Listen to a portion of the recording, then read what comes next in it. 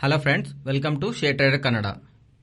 ಇಲ್ಲಿವರೆಗೂ ನಾವು US stocks like Amazon, Apple, Google, Facebook ಈ ತರ ಸ್ಟಾಕ್ಸ್ ಅಲ್ಲಿ ಥರ್ಡ್ ಪಾರ್ಟಿ ಆಪ್ಸ್ ಆದ್ರೂ ಆರ್ ಮ್ಯೂಚುವಲ್ ಫಂಡ್ಸ್ ಮೂಲಕ ಆದ್ರೂ ಯುಎಸ್ ಸ್ಟಾಕ್ ಮಾರ್ಕೆಟ್ ನಲ್ಲಿ ಇನ್ವೆಸ್ಟ್ ಮಾಡ್ತಾ ಇದೀವಲ್ಲ. ಆದ್ರೆ ಎನ್ಎಸ್ಸಿ ಅವರು ಮಾರ್ಚ್ 3 ಇಂದ ಯುಎಸ್ ಮಾರ್ಕೆಟ್ ನಲ್ಲಿ ಟ್ರೇಡಿಂಗ್ ಮಾಡೋದಕ್ಕೆ ಒಂದು ಫೆಸಿಲಿಟಿನ ಓಪನ್ ಮಾಡಿದ್ದಾರೆ. ಮೀನ್ಸ್ ನಾವು ಥರ್ಡ್ ಪಾರ್ಟಿ ಅಪ್ಲಿಕೇಶನ್ ನ ಆರ್ ಮ್ಯೂಚುವಲ್ ಫಂಡ್ಸ್ ಅಲ್ದರೆ ಡೈರೆಕ್ಟ್ ಆಗಿ ಸ್ಟಾಕ್ ರಿಲೇಟೆಡ್ ಆಗಿರೋ ಅಡ್ವಾಂಟೇಜ್ ನ ಥ್ರೂ ನಮ್ಮ ಡಿಮ್ಯಾಟ್ ಅಕೌಂಟ್ ಅಲ್ಲಿ, ಮೀನ್ಸ್ ಈಗ ನಾವು ಯಾವ್ದನ್ನ ಮೇಂಟೈನ್ ಮಾಡ್ತಾ ಇದಲ್ವಾ ಆ ಡಿಮ್ಯಾಟ್ ಅಕೌಂಟ್ ಮೂಲಕನೂ ಎನ್ಎಸ್ಸಿ ಅವರು ಪ್ರೊವೈಡ್ ಮಾಡೋ ಪ್ರಯತ್ನ ಮಾರ್ಚ್ 3 ಇಂದ ಪ್ರಾಸೆಸ್ ನ ಸ್ಟಾರ್ಟ್ ಮಾಡಿದ್ದಾರೆ ಅಂತ ಹೇಳಿದ್ದಾರೆ. ಇದರಲ್ಲಿ ಭಾಗವಾಗಿ ಮೊದಲನೇದಾಗಿ 8 companies means 8 US stocks March 3 ಇಂದ ಟ್ರೇಡ್ ಆಗೋದು ಸ್ಟಾರ್ಟ್ ಆಗಿದೆ. ಅವು Google, Amazon, Facebook, Netflix, apple, Walmart, Tesla and Microsoft. ಈ 8 ಕಂಪನಿಗಳನ್ನು ಮೊದಲನೇ ಲಿಸ್ಟ್ ಅಲ್ಲಿ ಆಡ್ ಮಾಡಿದ್ದಾರೆ. ಎನ್ಎಸ್ಸಿ ಐಎಫ್ಎಸ್ಸಿ ನಲ್ಲಿ ಅಂಡ್ ಅದಾದ್ಮೇಲೆ ನಿಯರ್ ಟು 50 ಸ್ಟಾಕ್ಸ್ ಹತ್ರ ಯುಎಸ್ ಗೆ ಸಂಬಂಧಿಸಿರುವ ಮೈನ್ ಸ್ಟಾಕ್ ನಲ್ಲಿ 50 ಸ್ಟಾಕ್ಸ್ ನಿಯರ್ಲಿ ನಾವು ಟ್ರೇಡಿಂಗ್ ಅಂಡ್ ಇನ್ವೆಸ್ಟ್ಮೆಂಟ್ ಮಾಡೋದಕ್ಕೆ ಎನ್ಎಸ್ಸಿ ಅವರು ಆಪರ್ಚುನಿಟಿನ ಕ್ರಿಯೇಟ್ ಮಾಡ್ತಿದ್ದಾರೆ ಅನ್ನೋ ತರ ಇವರು ಅಪ್ಡೇಟ್ ಮಾಡ್ತಿದ್ದಾರೆ.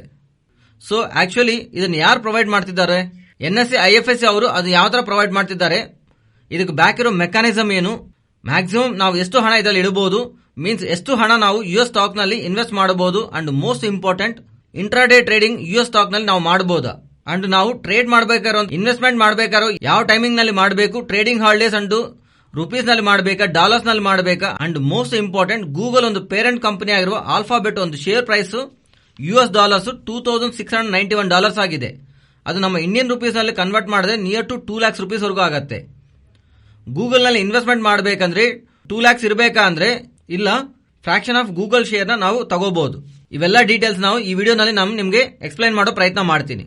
ಮೊದಲನೇದಾಗಿ ಯಾವ ಸ್ಟಾಕ್ಸ್ ಮಾರ್ಚ್ 3 ಇಂದ ಟ್ರೇಡಿಂಗ್ ಗೆ ಓಪನ್ ಆಗಿದೆ ಅಂತ ಆಲ್ರೆಡಿ ಹೇಳಿದ್ನಲ್ವಾ, ಆ ಸ್ಟಾಕ್ಸ್ ನೇಮ್ಸ್ ಇನ್ನೊಂದ್ಸಲ ಹೇಳ್ತೀನಿ ನೋಡಿ.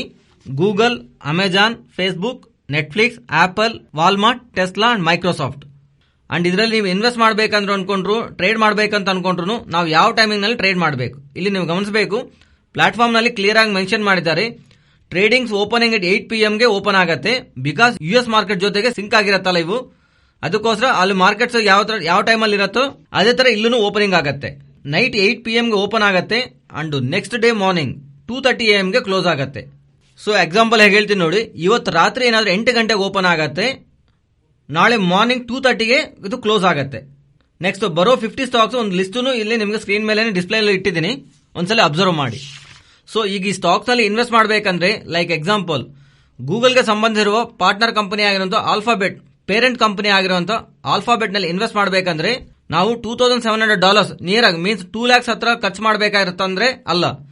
ಎನ್ಎಸ್ಸಿ ಐಎಫ್ಎಸ್ಸಿ ಅವರು ಯುಎಸ್ ಗೆ ಸಂಬಂಧಿಸಿರೋ ಸ್ಟಾಕ್ಸ್ ತಗೊಂತಾರೆ. ಎಕ್ಸಾಂಪಲ್ ಗೂಗಲ್ ಸ್ಟಾಕ್ ನಲ್ಲಿ ಒಂದು ಶೇರ್ ನ ತಗೋಬೇಕನ್ಕೊಂಡ್ರೆ ಒಂದು ಶೇರ್ ಈಗ ನಿಯರ್ಲಿ 2 lakhs ಹತ್ರ ಇದೆ ಅಲ್ವಾ.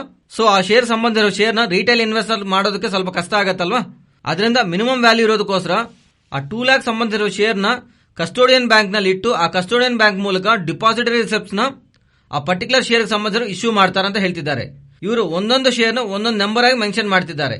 ಎಕ್ಸಾಂಪಲ್ ಗೂಗಲ್ ಪೇರೆಂಟ್ ಕಂಪನಿ ಆಗಿರೋ ಆಲ್ಫಾಬೆಟ್ ರಿಲೇಟೆಡ್ ಆಗಿ 200 ಮೆಟಾ ಪ್ಲಾಟ್ಫಾರ್ಮ್ಸ್, ಫೇಸ್ಬುಕ್ ಸಂಬಂಧಿಸಿರೋ 50, ಮೈಕ್ರೋಸಾಫ್ಟ್ ಸಂಬಂಧಿಸಿರೋ 50, ನೆಟ್ಫ್ಲಿಕ್ಸ್ ಸಂಬಂಧಿಸಿರೋ 50, ಆಪಲ್ ಗೆ ಸಂಬಂಧಿಸಿರೋ 25 ಅಂಡ್ ವಾಲ್ಮಾರ್ಟ್ ಗೆ ಸಂಬಂಧಿಸಿರೋದು 25.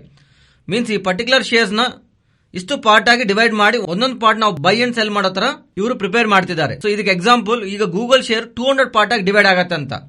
ಆ 200 ಪಾರ್ಟ್ಸ್ ನಲ್ಲಿ ಒಂದು ಪಾರ್ಟ್ ನಾವು ಬೈ ಮಾಡಬಹುದು. ಮೀನ್ಸ್ $1,000 ನಾವು ಗೂಗಲ್ ನಲ್ಲಿ ಇನ್ವೆಸ್ಟ್ ಮಾಡೋದಕ್ಕೆ ಅಲೋ ಮಾಡ್ತಾರೆ ಅಂತ ಅರ್ಥ.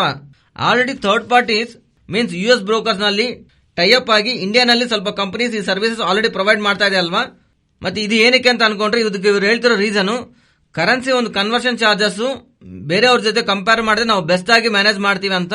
ಮೀನ್ಸ್ ರಿಟೇಲರ್ಸ್ ಯಾರಾದ್ರೂ ಇಂಡಿಯನ್ ರುಪೀಸ್ ನಲ್ಲಿ ಯುಎಸ್ ಡಾಲರ್ ಕನ್ವರ್ಟ್ ಮಾಡಿ ಬೈ ಮಾಡಬೇಕಲ್ವಾ, ಸೆಲ್ ಮಾಡಬೇಕು ಅಲ್ವಾ, ಅವರಿಗೆ ಎಕ್ಸಿಸ್ಟಿಂಗ್ ಆಗಿ ಬೀಳ್ತಾ ಇರೋ ಚಾರ್ಜಸ್ ಅಂದ್ರೆ ಥ್ರೂ ಅವರ್ ಪ್ಲಾಟ್ಫಾರ್ಮ್ ಮಾಡೋ ಮೂಲಕ ಇವರಿಗೆ ಚಾರ್ಜಸ್ ಇನ್ನೂ ಕಮ್ಮಿ ಆಗತ್ತೆ ಅಂತ ಹೇಳ್ತಿದ್ದಾರೆ. ಅಂಡ್ ಫ್ರೆಂಡ್ಸ್, ಇಲ್ಲಿವರೆಗೂ ನಾವು ಮಾಡ್ತಿರೋ ವಿಡಿಯೋನಲ್ಲಿ ಎಫರ್ಟ್ಸ್ ನಿಮ್ಗೆ ಇಷ್ಟ ಆಗಿದ್ರೆ, ವ್ಯಾಲ್ಯೂಬಲ್ ಆಗಿ ಅನ್ಸಿದ್ರೆ ನಮ್ಮ ವಿಡಿಯೋನ ಲೈಕ್ ಮಾಡಿ ಅಂಡ್ ಇದು ಯಾರಿಗಾದ್ರೂ ಯೂಸ್ ಆಗುತ್ತೆ ಅಂದ್ರೆ ಶೇರ್ ಮಾಡೋದಕ್ಕೆ ಪ್ರಯತ್ನ ಮಾಡಿ. ಓಕೆ, ನಾವೀಗ ಬೈ ಮಾಡಬೇಕಂದ್ರೆ ಸೇಲ್ ಮಾಡಬೇಕಂದ್ರೆ ಡೈರೆಕ್ಟ್ ಆಗಿ ಎನ್ಎಸ್ಸಿ ಮೂಲಕ ಮಾಡಬಹುದಾ ಅಂದ್ರೆ ಇಲ್ಲ. ಎಕ್ಸಿಸ್ಟಿಂಗ್ ಆಗಿ ನಮ್ಮ ಬ್ರೋಕರ್ಸ್ ಇರ್ತಾರಲ್ಲ, ಅವರು ಒಂದು ಸಬ್ಸಿಡಿನ ಒಂದು ಕಂಪನಿನ ಗಿಫ್ಟ್ ಸಿಟಿನಲ್ಲಿ ಫಾರ್ಮ್ ಮಾಡಬೇಕಾಗತ್ತೆ.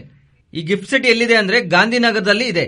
ಈ ಗಿಫ್ಟ್ ಸಿಟಿನಲ್ಲಿ ಒಂದು ಸಬ್ಸಿಡಿನ ಫಾರ್ಮ್ ಮಾಡಿ ಎನ್ಎಸ್ಸಿ ಐಎಫ್ಎಸ್ಸಿ ಜೊತೆ ರಿಜಿಸ್ಟರ್ ಆದ್ಮೇಲೆ ಬ್ರೋಕರ್ಸ್ ಎಲ್ಲರೂ ಅವ್ರ ಕ್ಲೈಂಟ್ಸ್ಗೆ ಎನ್ಎಸ್ಸಿ ಐಎಫ್ಎಸ್ಸಿ ಪ್ಲಾಟ್ಫಾರ್ಮ್ ನ ಅಲೋ ಮಾಡೋದಕ್ಕೆ ಎಲಿಜಿಬಲ್ ಆಗ್ತಾರೆ. ಸೊ ಈಗ ಕೇವಲ ಸ್ವಲ್ಪ ಬ್ರೋಕರ್ಸ್ ಮಾತ್ರನೇ ಇದ್ದಾರೆ. ಅಂಡ್ ಅದ್ರ ರಿಲೇಟೆಡ್ ಆಗಿ NSE ಅವರು ಹೇಳ್ತಿರೋದು ಆಲ್ರೆಡಿ ಬೇರೆ ಬ್ರೋಕರ್ಸ್ ಎಲ್ಲಾರು ಲೈಕ್ ಲೀಡಿಂಗ್ ಡಿಸ್ಕೌಂಟ್ ಬ್ರೋಕರ್ಸ್ ಎಲ್ಲಾನು ಅಂಡ್ ಫುಲ್ ಟೈಮ್ ಬ್ರೋಕರ್ಸ್ ಅವ್ರ ಜೊತೆ ಇವರು ಮಾತಾಡಿದಾರೆ ಅಂತ, ಅವರು ತುಂಬಾ ಎಕ್ಸೈಟ್ ಆಗಿದ್ದಾರೆ ಅಂತ. ಸಬ್ಸಿಡಿ ಅಂಡ್ ಗಿಫ್ಟ್ ಸಿಟಿ ನಲ್ಲಿ ಫಾರ್ಮ್ ಮಾಡೋದಕ್ಕೆ ಅವರು ಎಸ್ಟಾಬ್ಲಿಷ್ ಆದ್ಮೇಲೆ ಅವರು ನಮ್ಮ ಜೊತೆ ರಿಜಿಸ್ಟರ್ ಆಗ್ತಾರೆ. ಸೊ ದಟ್ ಅವ್ರ ಕ್ಲೈಂಟ್ಸ್ ಥ್ರೂ ಈ ಸ್ಟಾಕ್ಸ್ ನಲ್ಲಿ ಟ್ರೇಡ್ ಮಾಡೋದಕ್ಕೆ ಎಲಿಜಿಬಲ್ ಆಗ್ತಾರೆ ಅಂತ ಹೇಳ್ತಿದ್ದಾರೆ. ಓಕೆ, ನಾವು ಈಗ US ಸ್ಟಾಕ್ಸ್ ಅಲ್ಲಿ ಎಷ್ಟು ಇನ್ವೆಸ್ಟ್ ಮಾಡಬಹುದು? RBI ರೂಲ್ ಪ್ರಕಾರ ಇದನ್ನ LRS ಅಂತಾರೆ. ಈ ಸ್ಕೀಮ್ ನಲ್ಲಿ ಭಾಗವಾಗಿ ಪ್ರತಿಯೊಂದು ಇಂಡಿಯನ್ $250,000 ವರೆಗೂ, ಅಂದ್ರೆ $250,000 ಅಂದ್ರೆ ನಿಯರ್ ಟು 1.75 crores ಇಂದ 2 crores ಬಿಟ್ವೀನ್ ಬರುತ್ತೆ. ಇಷ್ಟು ದೊಡ್ಡ ಮೊತ್ತದಲ್ಲೂ ಒಂದು ಫೈನಾನ್ಷಿಯಲ್ ಇಯರ್ ಅಲ್ಲಿ ಔಟ್ ಆಫ್ ಇಂಡಿಯಾನಲ್ಲಿ ನಾವು ಇನ್ವೆಸ್ಟ್ ಮಾಡೋದಕ್ಕೆ ಎಲಿಜಿಬಿಲಿಟಿ ಇದೆ. ಅದರಿಂದ ಈ ಸ್ಟಾಕ್ಸ್ ಅಲ್ಲಿ ನಾವು ಇಷ್ಟು ಇನ್ವೆಸ್ಟ್ಮೆಂಟ್ ಮಾಡೋದಕ್ಕೆ ಒಂದು ಲಿಮಿಟ್ ಅಂತೂ ಇದೆ. $250,000 ಪರ್ ಇಯರ್ ಅಂದ್ರೆ ಈ ಎಂಟೈರ್ ಟ್ರಾನ್ಸಾಕ್ಷನ್ ಎಲ್ಲಾನು ನಾವು ಡಾಲರ್ಸ್ ಅಲ್ಲೇ ಮಾಡಬೇಕಾಗತ್ತಲ್ಲ. ಸೊ ಈ ಟ್ರೇಡಿಂಗ್ ಟೈಮ್ ನಾವು ಗಮನಿಸಬೇಕಂದ್ರೆ, ಸೊ ಈ ಟ್ರೇಡಿಂಗ್ ಹಾಲಿಡೇಸ್ ಅಂಡ್ ಈ ಟೈಮ್ಸ್ ಎಲ್ಲಾನು ಎಕ್ಸ್ಚೇಂಜಸ್ ಎಲ್ಲ ಕ್ಲೋಸ್ ಆಗಿರುತ್ತಲ್ಲ, ಸೊ US ಸಂಬಂಧಿಸಿದ ಹಾಲಿಡೇಸ್ ಇವರು ಕನ್ಸಿಡರ್ ಮಾಡ್ತೀವಿ ಅಂತ ಹೇಳ್ತಿದ್ದಾರೆ. US ಮಾರ್ಕೆಟ್ಸ್ ಯಾವಾಗ ಕ್ಲೋಸ್ ಆಗಿರುತ್ತೋ ಆವಾಗ ಈ ಮಾರ್ಕೆಟ್ ಇವ್ರದ್ದು ಮಾರ್ಕೆಟ್ ಕ್ಲೋಸ್ ಆಗುತ್ತೆ. ಇದ್ರ ಜೊತೆಗೆ ನಮ್ಮ ಇಂಡಿಯನ್ ಸಂಬಂಧಿಸಿರೋ ಹಾಲಿಡೇಸ್ ಇವರು ಕನ್ಸಿಡರ್ ಮಾಡಿ ಆ ಡೇಸ್ ನಲ್ಲೂ ಇವರು ಎಕ್ಸ್ಚೇಂಜಸ್ ಕ್ಲೋಸ್ ಮಾಡ್ತೀವಿ ಅಂತ ಹೇಳ್ತಿದ್ದಾರೆ. ಅಂಡ್ ಸೆಟಲ್ಮೆಂಟ್ ವಿಷಯಕ್ಕೆ ಬಂದ್ರೆ, ಒಂದು ಟ್ರಾನ್ಸಾಕ್ಷನ್ ಮಾಡಿದ್ವಿ, ಆ ಟ್ರಾನ್ಸಾಕ್ಷನ್ ಸೆಟಲ್ ಆಗೋದಕ್ಕೆ ಎಷ್ಟು ದಿವಸ ಆಗುತ್ತೆ ಅಂದ್ರೆ, ಆ ಸೆಟಲ್ಮೆಂಟ್ ಸಂಬಂಧ ಫಂಡ್ಸ್ ಆಡ್ ಆಗೋದಕ್ಕೆ T+3 ಡೇಸ್ ಆಗತ್ತೆ ಅಂತ ಹೇಳ್ತಿದ್ದಾರೆ. ಮೀನ್ಸ್ ನಾವು ಟ್ರೇಡ್ ತಗೊಂಡ್ಮೇಲೆ ಡೇ ಅಲ್ದ್ರೆ ಇನ್ನೊಂದು 3 ಡೇಸ್ ನಲ್ಲಿ ಆ ಫಂಡ್ಸ್ ನಮಗೆ ಸೆಟಲ್ ಆಗತ್ತೆ ಅಂತ ಹೇಳ್ತಿದ್ದಾರೆ. ಅಗೈನ್ ಮೆನ್ಷನ್ ಮಾಡ್ತಾ ಇದೀನಿ, ಎಂಟೈರ್ ಟ್ರಾನ್ಸಾಕ್ಷನ್ ಎಲ್ಲಾನು ರುಪಿನಲ್ಲಿ ನಡೆಯಲ್ಲ, ಡಾಲರ್ಸ್ ಅಲ್ಲಿ ಮಾತ್ರ ನಡೆಯುತ್ತೆ. ಸೊ ಯೂಶುವಲ್ ಆಗಿ ರುಪೀಸ್ ಡಾಲರ್ಸ್ ಅಲ್ಲಿ ಚೇಂಜ್ ಮಾಡ್ತಾ ಇದ್ರು, ಡಾಲರ್ಸ್ ರುಪೀಸ್ಗೆ ಚೇಂಜ್ ಮಾಡ್ತಾ ಇದ್ರು, ಕನ್ವರ್ಷನ್ ಚಾರ್ಜಸ್ ಅನ್ನೋದು ನಮಗೆ ಅಪ್ಲೈ ಆಗ್ತಾ ಇರುತ್ತೆ.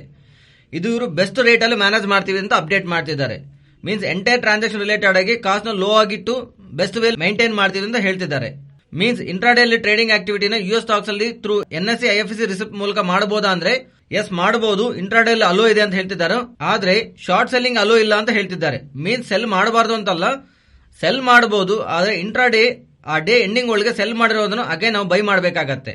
ಅಂಡ್ NSE IFSC ಅವರು ರಿಜಿಸ್ಟರ್ ಆದ್ಮೇಲೆ ಬ್ರೋಕರ್ಸ್ ಮೂಲಕ ನಾವು ಟ್ರೇಡ್ ಮಾಡ್ತೀವಲ್ಲ, ಅದು ಫರ್ದರ್ ಆಗಿ ಆತರ ಟ್ರೇಡಿಂಗ್ ನ ಇನ್ವೆಸ್ಟ್ಮೆಂಟ್ ಆಕ್ಟಿವಿಟಿ ರಿಲೇಟೆಡ್ ಆಗಿ brokers end of the day contract ನಾವು ಇನ್ವೆಸ್ಟರ್ಗೆ ಸೆಂಡ್ ಮಾಡಬೇಕಂತ ಹೇಳ್ತಿದ್ದಾರೆ. ಅಂಡ್ ಟ್ಯಾಕ್ಸ್ ವಿಷಯಕ್ಕೆ ಬಂದ್ರೆ ಈ 2 ಥಿಂಗ್ಸ್ ಇವರು ಡಿಫ್ರೆನ್ಸಿಯೇಷನ್ ಮಾಡ್ತಿದ್ದಾರೆ. ಒಂದು ಡಿವಿಡೆಂಡ್, ಇನ್ನೊಂದು ಯೂಶುವಲ್ ಆಗಿ ಸ್ಟಾಕ್ಸ್ ನಾವು ಹೋಲ್ಡ್ ಮಾಡ್ತಿದ್ರೆ ಲಾಂಗ್ ಟರ್ಮ್ ರಿಲೇಟೆಡ್ ಆಗಿ long term capital gains or short term capital gains, ನಾವು ಯಾವ ಸ್ಟಾಕ್ಸ್ ರಿಲೇಟೆಡ್ ಆಗಿ ಗೈನ್ಸ್ ಆಗಿದೆಯಲ್ಲ ಅದ್ರ ರಿಲೇಟೆಡ್ ಆಗಿ short term or long term gains pay ಮಾಡ್ತಾ ಇರ್ತೀವಲ್ವಾ, ಅದ್ರ ಬಗ್ಗೆ ಮಾತಾಡ್ತಾ ಈ US ಕಂಪನೀಸ್ ಪೇ ಮಾಡುವಂತ ಅವರ ಶೇರ್ ಹೋಲ್ಡರ್ಸ್ಗೆ ಡಿವಿಡೆಂಡ್ ಈ ಪರ್ಟಿಕ್ಯುಲರ್ ಸ್ಟಾಕ್ಸ್ ರಿಲೇಟೆಡ್ ಆಗಿ ಇರೋ ಡಿಪಾಸಿಟ್ ರಿಸಿಪ್ಟ್ಸ್ ಯಾವ್ದೆಲ್ಲ ಇದೆಯಲ್ಲ NSE IFSC ಅವರ ಹತ್ರ ತಗೊಂಡು ಥ್ರೂ ಎಕ್ಸ್ಚೇಂಜ್ ಗೆ ತಗೊಂತಾ ಇರ್ತಾರಲ್ಲ, ಅವ್ರಿಗೆ ನಾವು ಅದನ್ನ ಕ್ರೆಡಿಟ್ ಮಾಡ್ತೀವಿ. ಅಂಡ್ ಟ್ಯಾಕ್ಸಬಲ್ ಯಾರ್ಯಾರು ಇನ್ಕಮ್ ಟ್ಯಾಕ್ಸ್ ಪ್ರಕಾರ ಅವರು ಡಿವಿಡೆಂಡ್ ಟ್ಯಾಕ್ಸ್ ಪೇ ಮಾಡಬೇಕಂತ ಹೇಳ್ತಿದ್ದಾರೆ.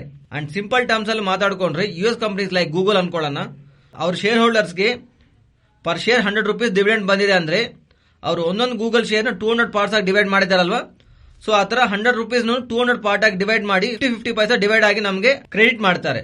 ಅದು ಇಂಡಿವಿಜುವಲ್ ಅವ್ರ ಟ್ಯಾಕ್ಸ್ ಪೇಯರ್ ಮೇಲೆ ಅದು ಡಿಪೆಂಡ್ ಆಗುತ್ತೆ ಅಂತ ಮೆನ್ಷನ್ ಮಾಡ್ತಿದ್ದಾರೆ. ನಾವು ಎಷ್ಟು ಪೀರಿಯಡ್ ನಾವು ಈ ರಿಸಿಪ್ಟ್ ನ ಹೋಲ್ಡ್ ಮಾಡ್ತೀವಲ್ವಾ, ಅದರ ಮೇಲೆ ಈ long term capital gains or short term capital gains applicable ಆಗುತ್ತೆ ಅಂತ ಹೇಳ್ತಿದ್ದಾರೆ. ಬಟ್ ಈ NSE IFSC ಇರೋದು ಗಿಫ್ಟ್ ಸಿಟಿನಲ್ಲೆಲ್ಲ, ಗಿಫ್ಟ್ ಸಿಟಿನಲ್ಲಿ ಇರುವ ಮೋಸ್ಟ್ ಆಫ್ ದ ಕಂಪನೀಸ್ ಅನ್ನೋದು ಸ್ವಲ್ಪ ಟ್ಯಾಕ್ಸ್ ಬೆನಿಫಿಟ್ ಇರುತ್ತೆ ಅಂತ ಹೇಳ್ತಿದ್ದಾರೆ. ಅದನ್ನು ಇವರು ಮೆನ್ಷನ್ ಮಾಡ್ತಾ ಇರೋದು ಇನ್ ಟರ್ಮ್ಸ್ ಆಫ್ ಏನಾದ್ರು ಇವ್ರು ಹೇಳ್ತಿರೋದು, ಇನ್ ಕೇಸ್ ಯಾವ್ದಾದ್ರು ಆತರ ಟ್ಯಾಕ್ಸ್ ಬೆನಿಫಿಟ್ಸ್ ಇದ್ರೂ ಅದನ್ನು ಇನ್ವೆಸ್ಟರ್ಸ್ ಗೆ ಅಡ್ವಾಂಟೇಜ್, ಬಟ್ ಅದ್ರಲ್ಲಿ ಇನ್ನೂ ಸ್ವಲ್ಪ ಡೀಟೇಲ್ಸ್ ಬರಬೇಕಂತ ಹೇಳ್ತಿದ್ದಾರೆ.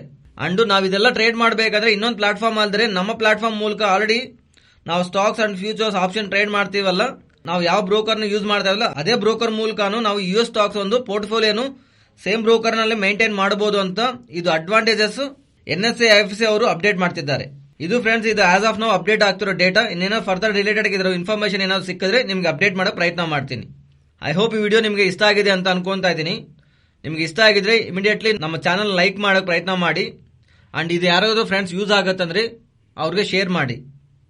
ಅಂಡ್ ನಮ್ಮ ಚಾನಲ್ ಇನ್ನೂ ಸಬ್ಸ್ಕ್ರೈಬ್ ಮಾಡಿಲ್ಲ ಅಂದ್ರೆ ಸಬ್ಸ್ಕ್ರೈಬ್ ಮಾಡಿ ಅಂಡ್ ಬೆಲ್ ಐಕಾನ್ ಸೆಲೆಕ್ಟ್ ಮಾಡೋ ಮೂಲಕ ನಿಮಗೆ ಟೈಮ್ ಟು ಟೈಮ್ ಅಪ್ಡೇಟ್ ಸಿಗುತ್ತೆ. Thank you.